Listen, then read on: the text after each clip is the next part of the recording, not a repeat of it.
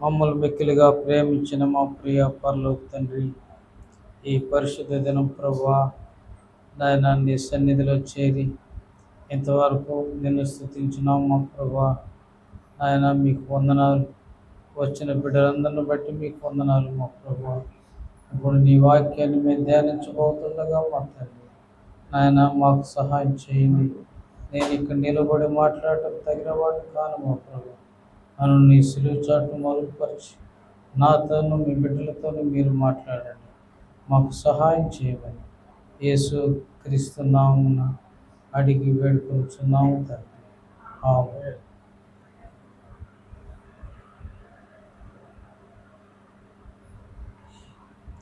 దేవుని వాక్యం చూసుకుందామండి.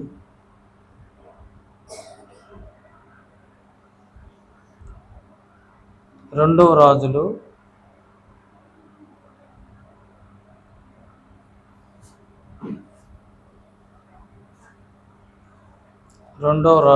5వ అధ్యాయము మొదటి నుంచి చదువుకుందాం.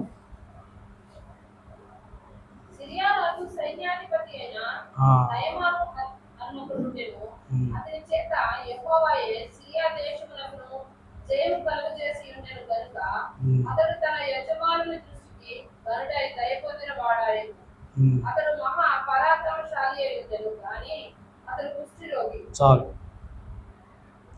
ప్రియులారా, ఇక్కడ మనం నయమాను అనే ఒక అతనిని గూర్చి మనం చదువుకుంటున్నాం. ఈ నయమాను సిరియా దేశానికి సైన్యాధిపతి అంటే ఆ మిలిటరీ మొత్తానికి అధిపతి, సైన్యాధిపతి. రాజు తర్వాత అతనే గొప్పవాడు దేశంలో. ఆ సైన్యాధిపతి నయమాను, ఆయన పేరు నయమాను. ఆ సైన్యాధిపతి సిరియా దేశానికి జయము కలుగు చేసి ఉండేను కనుక అతడు తన యజమానుని దృష్టికి ఘనుడై దయ పొందిన వాడాయను. చూడండి, ఈ నయమాను సిరియా దేశానికి జయము కలుగు చేసి ఉండాను. ఎలా జయము కలుగు చేశాడంటే యెహోవా చేత.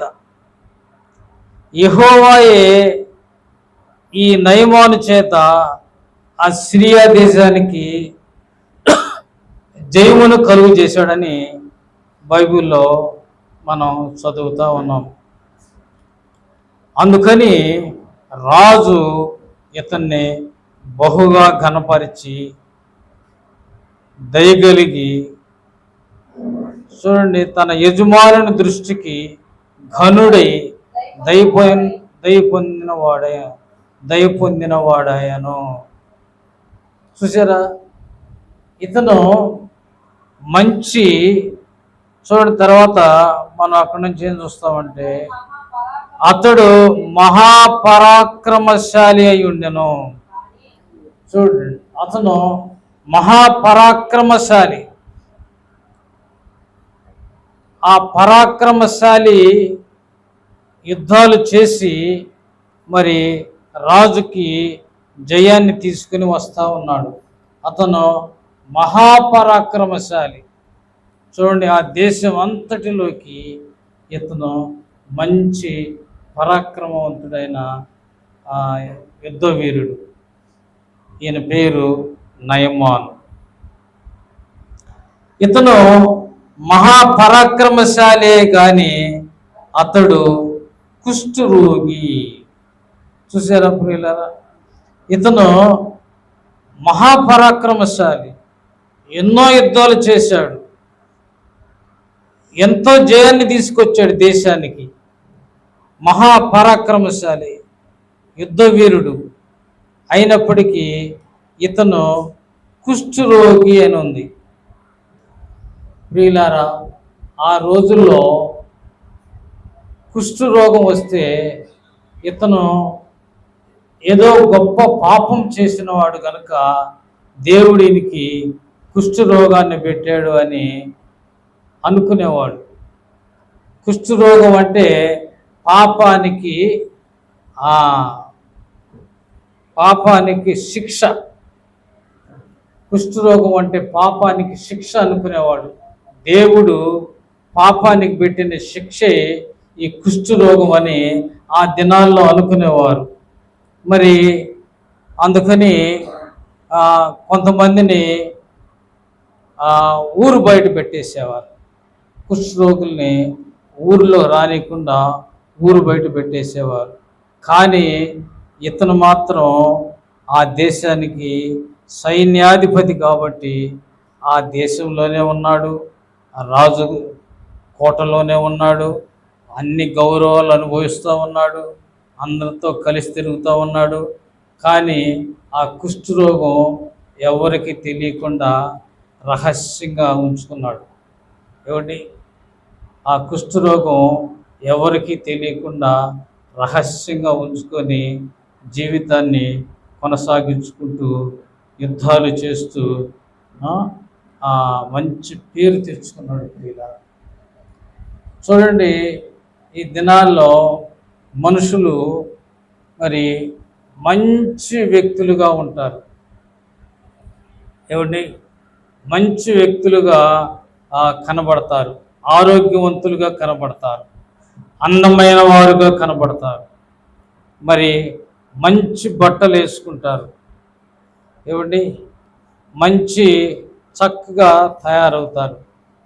చూసేవాళ్ళు ఏమనుకుంటారంటే, ఏమండి చూడండి ఆ వ్యక్తులు ఎంత బాగున్నారో, ఎంత అందంగా ఉన్నారో, ఎలాంటి మంచి డ్రెస్ వేసుకున్నారు అని చూసేవాళ్ళు ఆ వ్యక్తులను చూసి, మనుషులను చూసి మెచ్చుకుంటూ ఉంటారు. పిల్లలు ఏమండి, ఈ నయమాన్ని కూడా మనుషులు చూసి అలాగే చూడండి ఇతను ఎంత పరాక్రమవంతుడు, ఎన్ని యుద్ధాలు చేస్తూ ఉన్నాడు, ఎన్ని రాజ్యాల్ని జయిస్తూ ఉన్నాడు అని ఈ నయమాన్ని ఈ మనుషులు పొగుడుతూ ఉన్నారు. ప్రియులారా, పొగుడుతూ ఉన్నారు, మెచ్చుకుంటూ ఉన్నారు, ఆశ్చర్యపోతూ ఉన్నారు. ప్రియులారా, మనుషులు కూడా ఈ దినాల్లో ఇలాగే మనుషులను కూడా ప్రియులారా మనుషులు చూసి అబ్బో ఎంత అందంగా ఉన్నారు జంట, ఏమండి ఎంత చక్కగా ఉన్నారు మనుషులు అని మెచ్చుకుంటూ ఉంటారు. ఎందుకంటే పై రూపాన్ని చూస్తారు, కానీ దేవుడు అంతరంగాన్ని చూస్తాడని దేవుని గ్రంథంలో. ఏమండి, మనుషులు పై రూపాన్ని లక్ష్య పెట్టుదురు, కానీ ఏమండి దేవుడు ఏం చూస్తాడండి? అంతరంగాన్ని చూస్తాడు.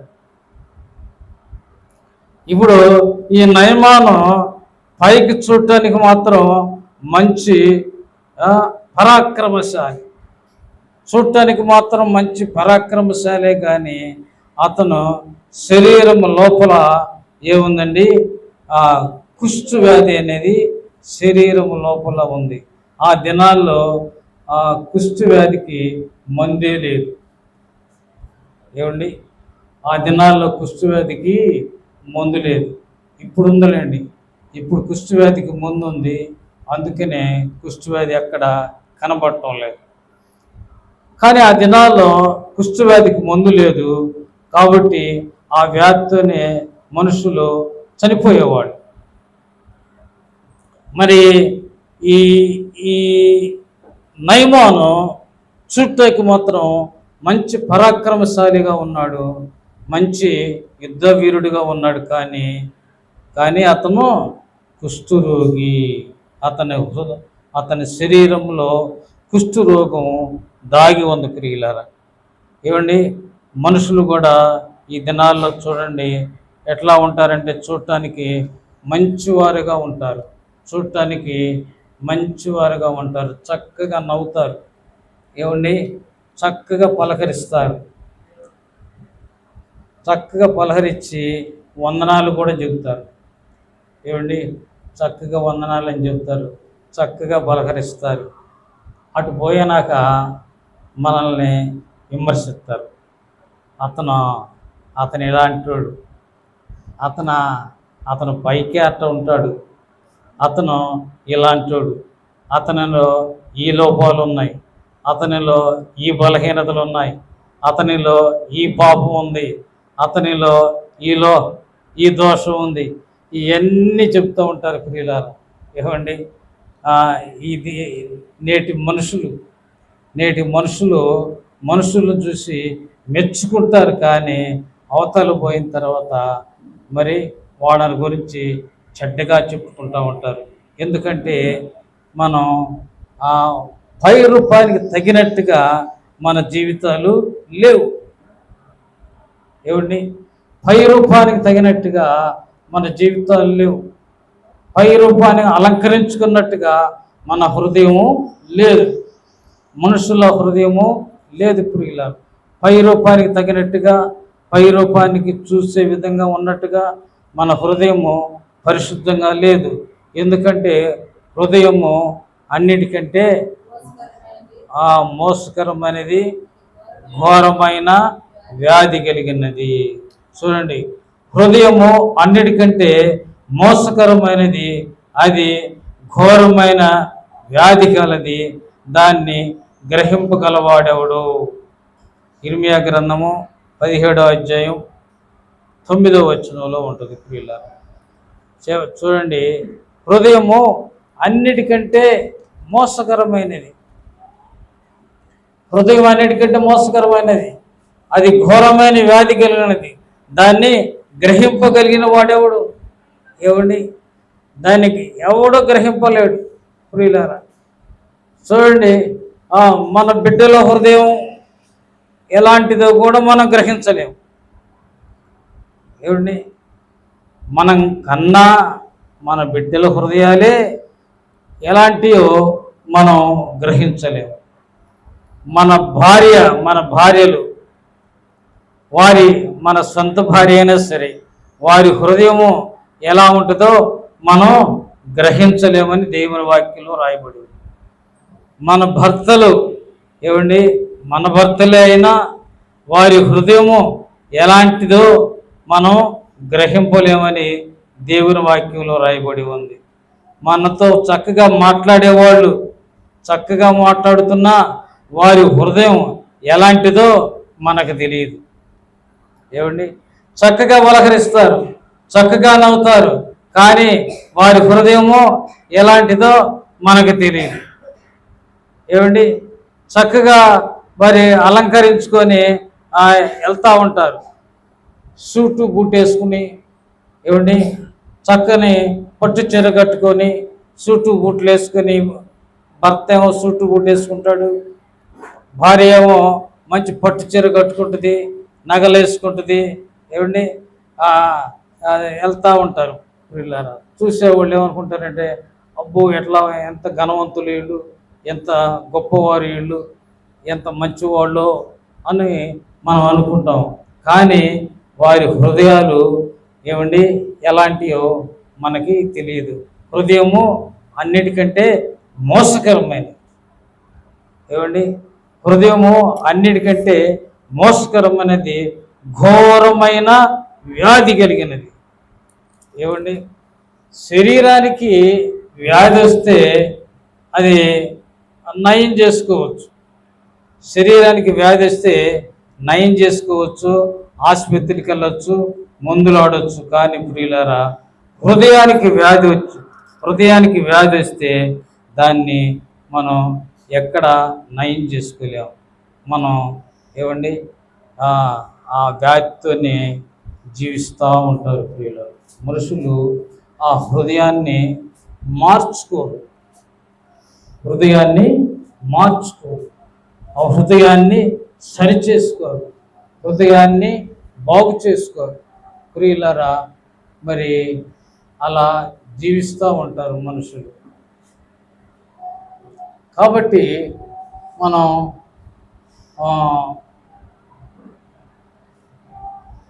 ఈ హృదయ స్థితిని మనం గమనించాలి. హృదయ స్థితిని గమనించి మనం మన హృదయాల్ని సరిచేసుకోవాలి.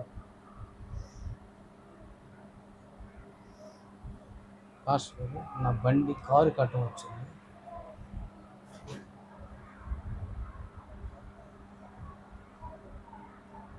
చూడండి, మరి ఈ నయమాను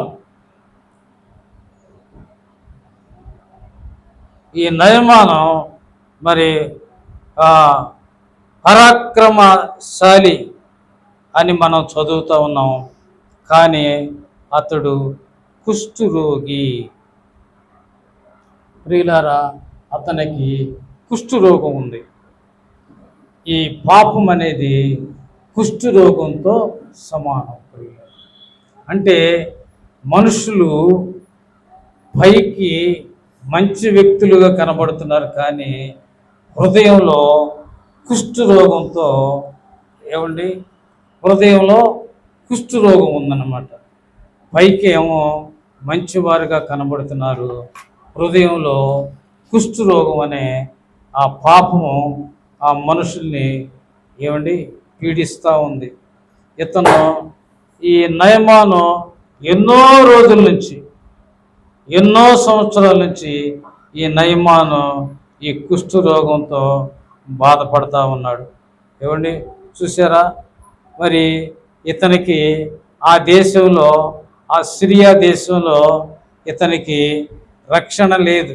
సిరియా దేశంలో రక్షణ లేదు, ఆ కుష్ఠరోగానికి రక్షణ లేదు. మరి ఆ కుష్ఠరోగంతోనే ఆయన జీవితాన్ని కొనసాగిస్తూ ఉన్నాడు. కానీ మనిషి మాత్రం ఆరోగ్యంగానే ఉన్నాడు. మనిషి మాత్రం ఆరోగ్యంగానే ఉన్నాడు. ప్రియులారా, మనుషులు మాత్రం ఆరోగ్యంగానే ఉంటారు. చలాకీగానే ఉంటారు మనుషులు, బలంగానే ఉంటారు మనుషులు. అందంగానే ఉంటారు మనుషులు. పనులు కూడా చక్కగా చేస్తారు మనుషులు. కానీ వారి హృదయము అంతరంగంలో ఉన్న వారి హృదయము ఘోరమైన వ్యాధి. ఆ నయమానికి శరీరంలో వ్యాధి ఉంది, మనకి హృదయంలో వ్యాధి ఉంది. చూడండి, ఆ నయమానికి ఏమో శరీరంలో ఉంది వ్యాధి, మనకేమో హృదయంలో ఉంది. ఆ నయమాను ఆ యుద్ధ కవచాలు, ఆ బట్టలు అవన్నీ వేసుకొని ఆ కుష్ఠరోగాన్ని ఎవరికి కనబడకుండా దాచేసుకొని, ఆ కుష్ఠరోగాన్ని దాచేసుకొని చక్కగా మంచి యుద్ధశాలిగా చలామణి అవుతూ ఉన్నాడు. మనమేమో మన హృదయంలో ఉన్న పాపాన్ని దాచివేసుకొని, హృదయంలో ఉన్న పాపాన్ని దాచేసుకొని మనం మంచి మాటలు చెప్తూ ఉంటాం. మనుషులకి మంచి మాటలు చెప్తూ ఉంటాం. వినేవాళ్ళు ఏమనుకుంటారంటే, ఎంత మంచివాడో ఈ వ్యక్తి ఎంత మంచిడో, ఎంత మంచివాడో అని జనాలు అనుకుంటూ ఉంటారు. కానీ మన హృదయము ఘోరమైన వ్యాధి కలిగి ఉన్నది. ప్రియులారా, మన హృదయం, మనుషులందరి హృదయాలు, మానవ హృదయం అని రాసి ఉంది అక్కడ, ఒక్క వ్యక్తి హృదయం అని లేదు. మానవ హృదయము ఘోరమైన వ్యాధి కలిగి ఉన్నది. దానిని గ్రహింపగలవాడెవడు? ఏ డాక్టర్ కూడా గ్రహింపలేడు. ఏ డాక్టర్ కూడా గ్రహింపలేడు. డాక్టర్ దగ్గరికి వెళ్ళి మన శరీరంలో ఉన్న వ్యాధుల గురించి, బాధ గురించి చెప్తామే కానీ మన హృదయాన్ని ఆయనకి చెప్పం. మన హృదయంలో ఉన్న మన తలంపులని, మన హృదయంలో ఉన్న మన తలంపులని ఎవరికి చెప్పం. భార్యకి చెప్పం, భర్తకి చెప్పం, తల్లికి చెప్పం, తండ్రికి చెప్పం, ఎవరు చెప్పం, అది మన హృదయంలోనే ఉంచుకుంటాం. పైకి మాత్రం మంచి వ్యక్తుల్లాగా కనబడుతూ ఉంటాం.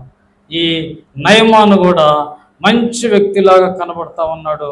ఆయన శరీరంలో మరి ఆ కుష్టు రోగాన్ని దాచిపెట్టుకొని జీవిస్తూ ఉన్నాడు.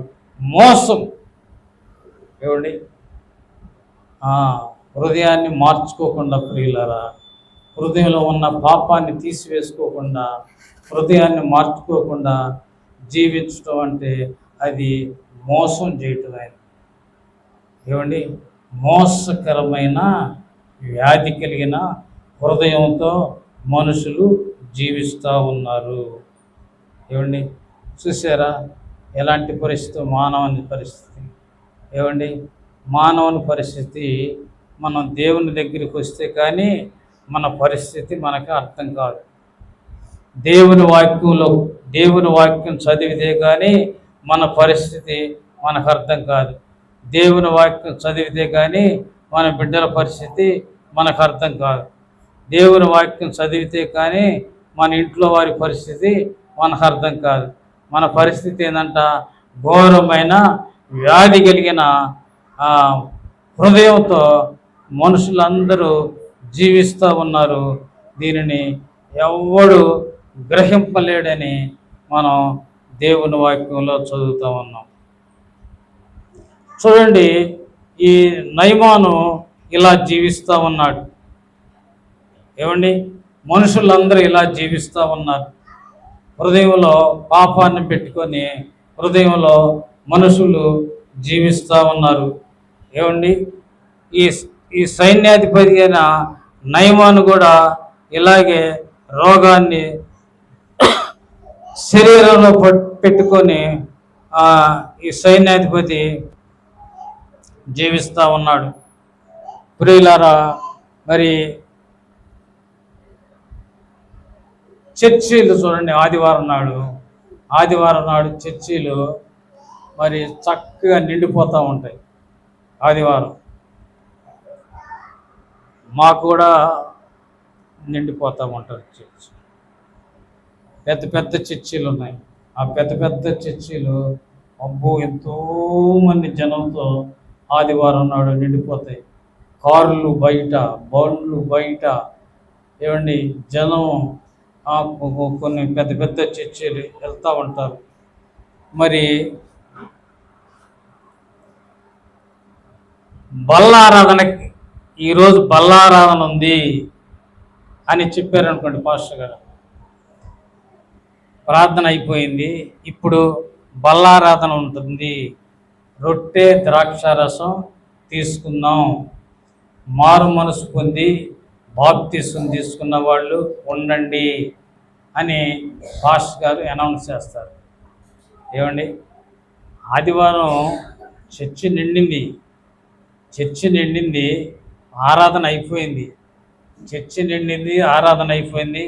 పాస్టర్ గారు ఏం చేస్తారంటే, ఇప్పుడు మనం రొట్టె ద్రాక్షారసం తీసుకుందాం, ప్రభు శరీరానికి సాదృశ్యమైన రొట్టె, ప్రభు రక్తానికి సాదృశ్యమైన ద్రాక్షారసాన్ని మనం ఇప్పుడు తీసుకుందాం, మారు మనసు పొంది బాప్తిసం తీసుకున్న వాళ్ళు ఉండండి, మిగతా వాడు వెళ్ళొచ్చు అంటాడు పాస్టర్ గారు. అప్పుడు మొత్తం లెగుస్తాడు.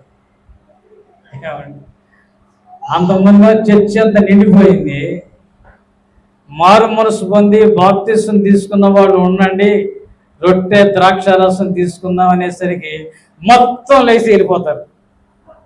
ఖాళీ. ఏమండి, ఎవరు ఒక 5 పురుషుల్లో ఉంటారు, ఒక 5 10 మంది, ఆ స్త్రీలలో ఒక 5 10 మంది ఉంటారు. అంటే చర్చి మొత్తం నిండినా కూడా ఏమండి, మారు మనసు పొందింది, బాప్తిసం తీసుకుంది, ఏమండి రక్షణ పొందింది, హృదయాన్ని సరిచేసుకున్న వాళ్ళు ఎంతమంది అంటే ఏళ్ళలో లెక్క పెట్టచ్చు. 1 2 3 ఏళ్ళలో లెక్క. చూసారా ప్రియులారా, ఏమండి రోజు వస్తారు చర్చికి. ఏమండి, చర్చికి ప్రతి ఆదివారం వస్తారు, రోజు వాక్యం వింటారు. ప్రియులారా, మనం మనం చెయ్యింది ఏంటంటే హృదయాన్ని మార్చుకోవడం లేదు. మనల్ని దేవుడు ఎన్ని శోధనల నుంచి మనల్ని తగ్గిస్తున్నాడండి. వీళ్ళారా చూడండి, బయటికి వెళ్తే, బజారుకి వెళ్తే మళ్ళా క్షేమంగా ఇంటికి తిరిగి వస్తామన్న గ్యారెంటీ లేదు. దేనికైనా గ్యారెంటీ ఉందంట, కానీ మనిషి జీవితానికి గ్యారెంటీ లేదంట. ఏమండి, ఏ వస్తువుకైనా గ్యారెంటీ ఉంది. మనం బజార్కి వెళ్ళి వస్తువులు కొంటున్నాం, ఏ వస్తువుకైనా గ్యారెంటీ ఇస్తాడు. 2 నెలలను, 3 నెలలను, సంవత్సరమును, 2 సంవత్సరాలను గ్యారెంటీ ఇస్తాడు. ప్రతి దానికి గ్యారెంటీ ఇస్తాడు. కానీ ఏమండి, మనిషి జీవితానికి డాక్టర్లు కదా ఎవరు గ్యారెంటీ ఇవ్వలేరు. ఏమండి, మనం బజారుకి వెళ్ళి క్షేమంగా ఇంటికి వచ్చామంటే అది దేవుని కృపే, దేవుని కాపుదలే. నేను మంచంలో పనుకొని ఎన్నిసార్లు దేవుడు నన్ను అపాయాల నుంచి కాపాడాడు. Count your blessings, name them 1 by 1 అని ఇంగ్లీష్లో ఒక పాట ఉంది. Count your blessings, name them 1 by 1.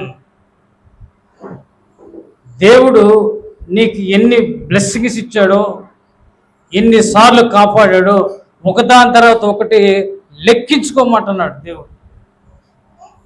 దేవుడిని అలా లెక్కించుకుంటే నీకు ఆశ్చర్యం కలుగుద్దని ఆ పాటలో ఉంది. ప్రియులారా, మనల్ని దేవుడు ఎన్ని రోజులు, ఇన్ని సంవత్సరాలు, ఎన్నో అపాయాల నుంచి ప్రభు మనల్ని కాపాడి సజీవ లెక్కలో పెట్టి మనం బ్రతుకుతున్నామంటే ఆయన కాపుదల. మరి మనం ఎందుకు నిర్లక్ష్యం చేయాలి? మారు మనసు పొందటానికి, ఏమండి, మారు మనసు పొందటానికి, రక్షణ పొందటానికి ఎందుకు నిర్లక్ష్యం చేయాలి? దేవుని సన్నిధిలో పాపాలు ఒప్పుకోవాలి. ఏమండి, దేవుని సన్నిధిలో పాపాలు ఒప్పుకొని మారు మనసు పొందాలి. ప్రియులారా, మారు మనసు పొంది రక్షణ పొందాలి. హృదయాన్ని సరిచేసుకోవాలి. హృదయాన్ని సరిచేసుకుంటే మనం చనిపోయినా బాధలేదు. ఏమండి, నేను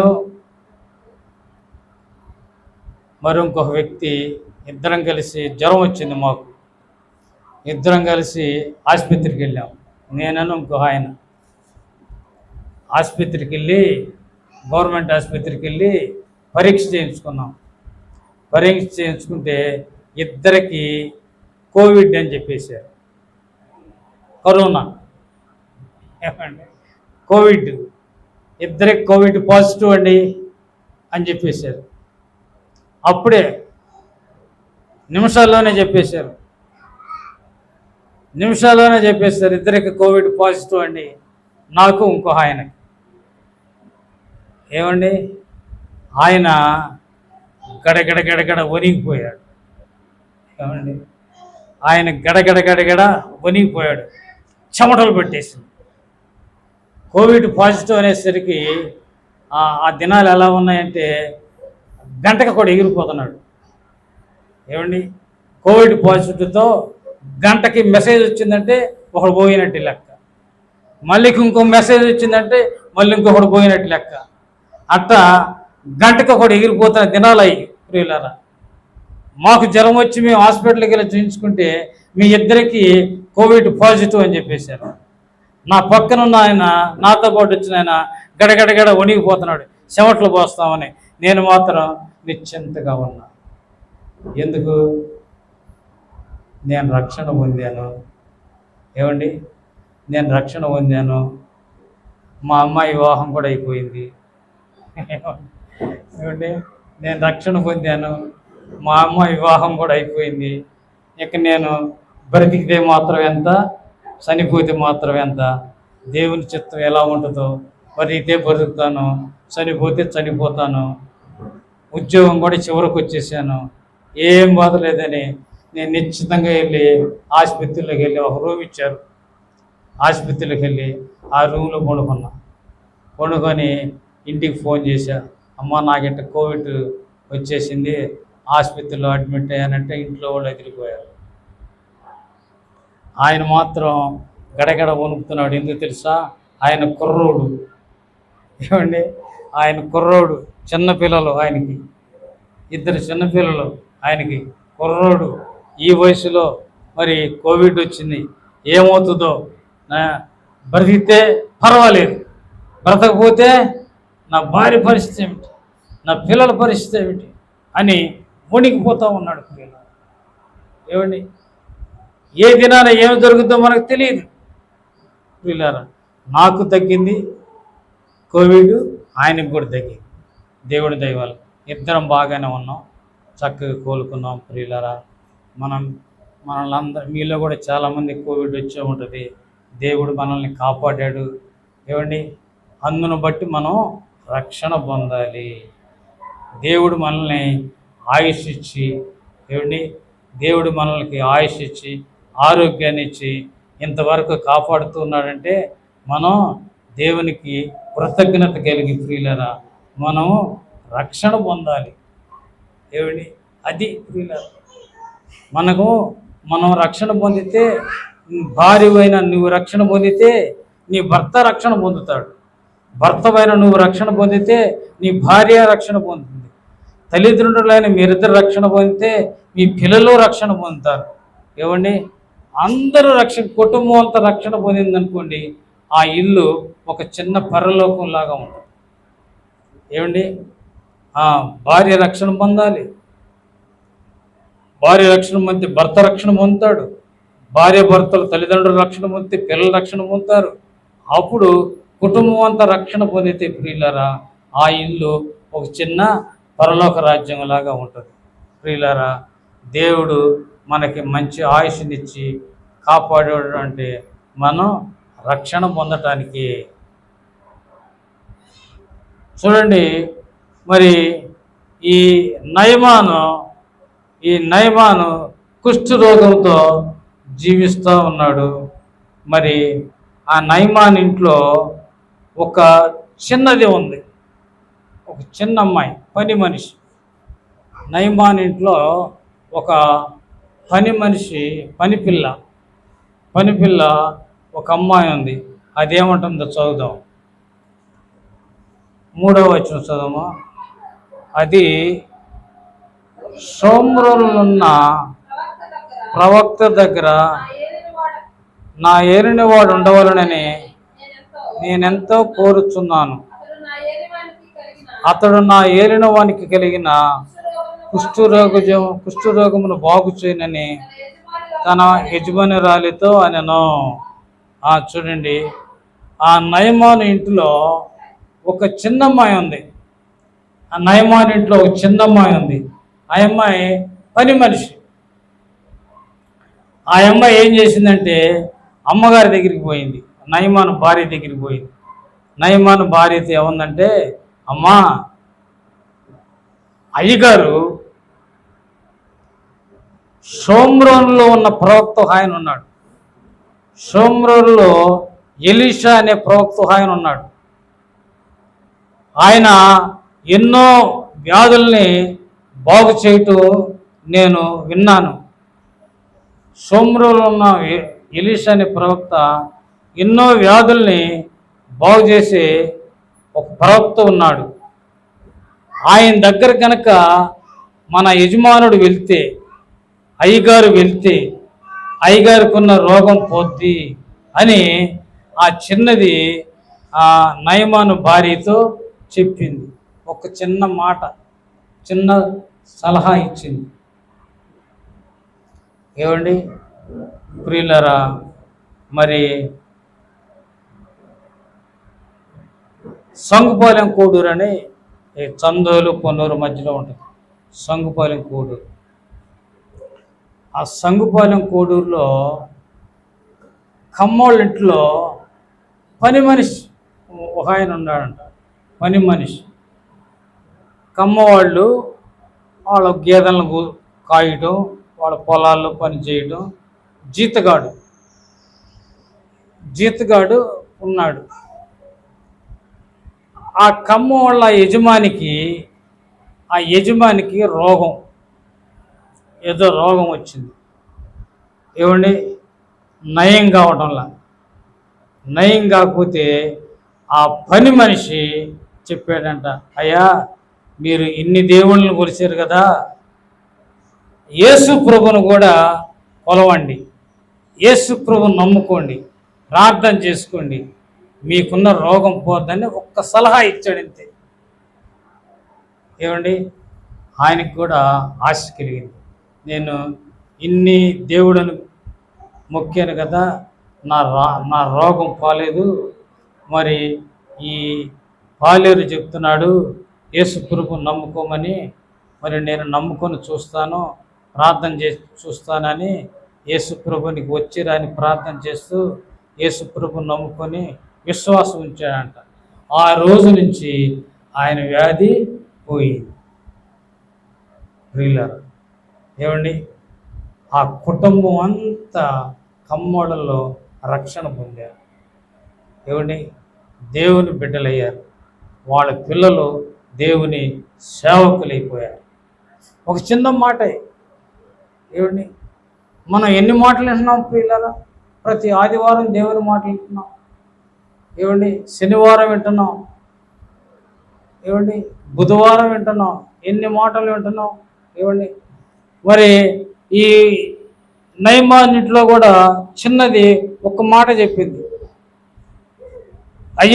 అయ్యగారిని సోమరులలో ఉన్న ఎలీషా ప్రవక్త దగ్గర వెళ్తే ఆయన అయ్యగారికి ఉన్న రోగాన్ని బాగు చేస్తాడు అంటే, ఏమండి, ఇక ఆ మాటలు విన్న ఆ యజమాని, ఆ నయమాను, ఏమండి, ఆ మంది మార్బలాన్ని, రథాలు గుర్రాలు, సైన్యాధిపతి కదా, ఏమండి, సైన్యాధిపతి కదా, రథాలు గుర్రాలు, బంగారం వెండి వస్త్రాలు, ఏమండి, డబ్బు అన్నీ తీసుకొని ఆ షోమ్రోన్ అనే ఊరికి వెళ్ళాడు. షోమ్రోన్ అనే ఊరికి వెళ్ళి మరి అక్కడ ఎలీషా ప్రవక్త దగ్గర నిలబడ్డాడు. నిలబడి, ఇట్లా మా ఇంట్లో పని మనిషి అమ్మాయి ఉంది, మా ఇంట్లో పని మనిషి అమ్మాయి ఉంది, ఆ అమ్మాయి మాకు సువార్తను ప్రకటించింది. ఏం చేసింది?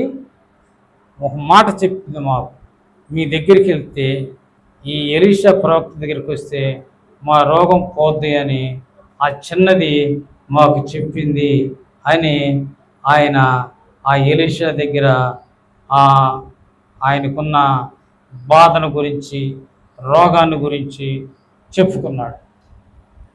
ఏమండి, అప్పుడు ఆయన ఏమన్నాడండి, చూడండి, నువ్వు యోర్దాను నదికి పోయి 7 మార్లు స్నానం చేయము, నీ ఒళ్ళు బాగుపోయి. యోర్దాను నదికి పోయి, ఆ దేశంలో యోర్దాను నది ఉంది, దగ్గరలోనే యోర్దాను నది ఉంది. ఆ యోర్దాను నది దగ్గరికి పోయి నువ్వు స్నానం చెయ్యి, నీ ఒళ్ళు బాగుపడుతుంది అనగానే ఆయన వెళ్ళిపోయి ఆ యోర్దాను నదిలో 7 మార్లు మునిగాడు. ఏమండి, 7 మార్లు. ప్రియులారా, ఆ యోర్దాను నదిలో 7 మార్లు మునిగిన తర్వాత ఆయన శరీరము పసిపిల్లల శరీరం ఉంటుంది చూసారా? ఏమండి, చక్కగా మెరుస్తూ నున్నగా చక్కగా పాలు గారుతా, ఏమండి, ఎర్రగా బుర్రుగా చక్కగా పాలు గారుతా చిన్నపిల్లల శరీరం ఎంత అందంగా ఉంటుంది, అంత అందంగా అయిపోయిందంట ఆయన శరీరం. కుష్ఠరోగము, పుండ్లు, రక్తము, చీము, కుష్ఠరోగము, రక్తము, చీము, పుళ్ళు, పురుగులు కూడా పట్టచ్చు. ఏమండి, చూడండి, పురుగులు కూడా పట్టచ్చు, నిలవ ఉంటే ఆ పుళ్ళకి పురుగులు కూడా పడతాయి. అలాంటిది కుష్ఠరోగం. ఇప్పుడు నయమైన తర్వాత పసిపిల్లవాడి శరీరం, ఏమండి, పాలుగారుతున్న శరీరం, ఎర్రగా కంది చక్కగా, ఏమండి, ముద్దొచ్చే శరీరంలాగా మారిపోయింది. రక్షణ పొందక ముందు మనుషులు కుళ్ళు, ఏమండి, రకరకాల పాపాలు. రక్షణ పొందక ముందు హృదయంలో రకరకాల పాపాలు, రకరకాల అవినీతి, అక్రమాలు. రక్షణ పొందిన తర్వాత మంచి జీవితం, ఏమండి, రక్షణ పొందిన తర్వాత మంచి జీవితం. మాటలు మారిపోతాయి, ప్రతిదానికి వందనాలు అంటారు, ప్రైజ్ లార్డ్ అంటారు. మాటలు మారిపోతాయి, ప్రవర్తన మారిపోద్ది, చూపులు మారిపోతాయి, జీవితం మారిపోద్ది, కుటుంబం మారిపోద్ది, భర్త మారుతాడు, భార్య మారుతుంది, పిల్లలు మారుతారు, అందరూ సరైపోతారు. వక్ర మార్గాలు సక్రమైన మార్గాలు అయిపోతాయి. అందుముందు వక్ర మార్గాలు, ఎటుపోతున్నాడో తెలియదు, చీకటి మార్గం, వెలుగు లేని మార్గం. రక్షణ పొందిన తర్వాత వెలుగైన మార్గం, సరైన మార్గం, యేసు ప్రభు మార్గం. కనుక ఒక్క చిన్నది చెప్పిన చిన్న మాట వలన, ఏమండి, ఆయన రోగం చక్కగా బాగైపోయింది ప్రియుల. ఇప్పుడు ఆయనకి ఏ లోపము లేదు, ఏమండి, ఏ లోపము లేదు ప్రియులారా. ఆయన ఎంత ఆనందించుంటాడో చూడండి ప్రియులారా. ఏమండి, అంతకుముందు రోగంతో ఎంత బాధపడి ఉంటాడో, ఎంత విచారపడి ఉంటాడో, ఇప్పుడు ఆ రోగం పోయి మంచి ఆరోగ్యం వచ్చిన తర్వాత ఎంత ఆనందపడి ఉంటాడు ప్రియులారా. మనం మారు మనసు పొందిన తర్వాత కూడా అంతే, ఎంతో ఆనందం కలిగి ఉంటాం. మరి యాత్రికుని ప్రయాణం అని ఒక పుస్తకం ఉంది. యాత్రికుని ప్రయాణంలో క్రైస్తవుడు అనే ఆయన ఉంటాడు. యాత్రికుని ప్రయాణంలో అది పుస్తకం, చదవదగ్గ పుస్తకం. బైబిల్ తర్వాత ఎక్కువగా అమ్ముడుపోయే పుస్తకం అది యాత్రికుని ప్రయాణం, బైబిల్ పుస్తకం అది. అందులో క్రైస్తవుడు అనే ఒక ఆయన ఉంటాడు. ఆయనకి ప్రయాణం, జీవిత ప్రయాణంలో ఉంటాడు. జీవిత ప్రయాణంలో ఉంటే ఒక మూట ఉంటుంది, ఈపిన పెద్ద మూట. ఆ మూటతో ఇట్లా వంగిపోయి ఉంటాడు, వంగిపోయి నడుస్తూ ఉంటాడు. ఏమిటయా మూట అంటే పాపపు మూట. ఆ మూట ఏంది? పాపపు మూట. పాపపు మూటతో ఆయన, ఆ క్రైస్తవుడనే ఆయన యాత్రికుని ప్రయాణంలో ఆ మూటతో మొయ్యలేక నడుస్తూ ప్రయాణం చేస్తూ ఉంటాడు. చివరికి సిలువ దగ్గరికి వస్తాడు. సిలువ దగ్గరికి వచ్చి ఆయన రక్షణ పొందగానే ఆ మూట ఒక్కసారి తెగి కింద పడిపోతుంది. ఆ పాపపు మూట అంతా కూడా కింద పడిపోతుంది. ఆయన ఇప్పుడు సరిగ్గా లేచి నిలబడి స్ట్రైట్గా ఉంటాడు. ఆ మూట పోయిన తర్వాత ఎంతో ఆనందంగా ఉంటాడు.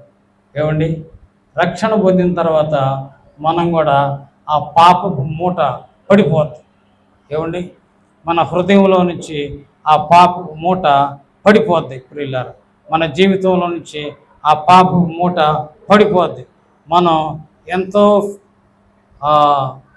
ఆనందంగా, ఎంతో ఆశీర్వాదకరంగా, కుటుంబానికి ఆశీర్వాదకరం, సమాజానికి ఆశీర్వాదకరం, సంఘానికి ఆశీర్వాదకరం, ఏమండి, అందరికీ ఆశీర్వాదకరంగా ప్రియులారా మనం ఉంటాం.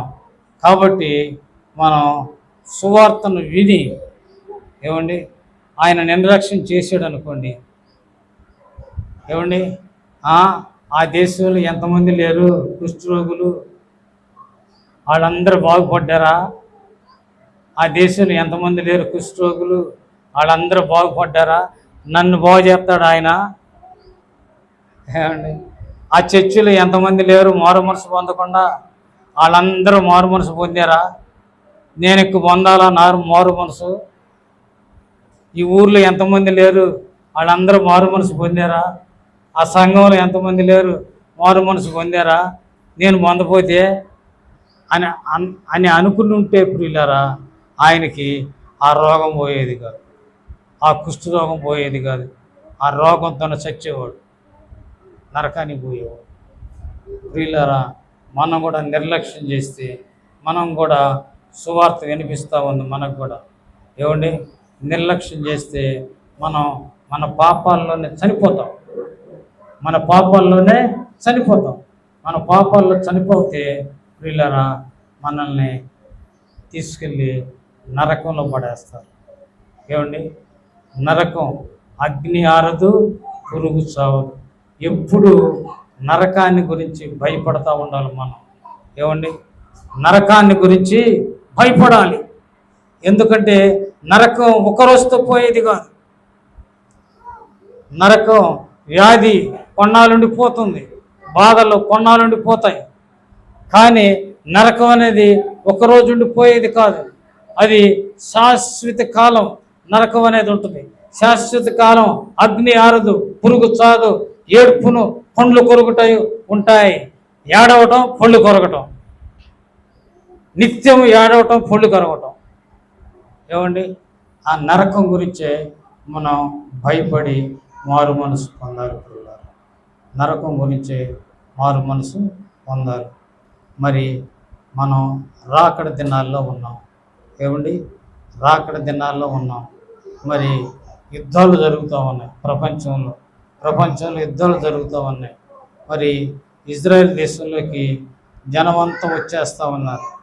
ఇజ్రాయెల్ దేశంలోనికి చెల్లాచెదురైన ఇజ్రాయెల్ ప్రజలందరూ కూడా ఇజ్రాయెల్ దేశంలోనికి వచ్చేస్తూ ఉన్నారు.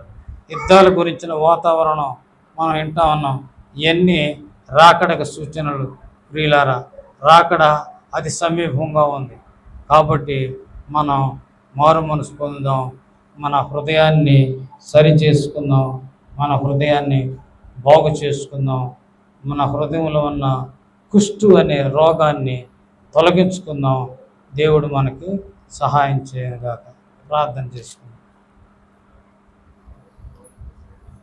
మహాపరిశుద్ధుడైన ప్రేమ కలిగిన తండ్రి, ప్రభువా, నయమానుకున్న కుష్టుని మీరు బాగు చేశారు. ప్రభువా నాయన, మా హృదయంలో పాపం అనే కుష్టు ఉంది మా ప్రభువా.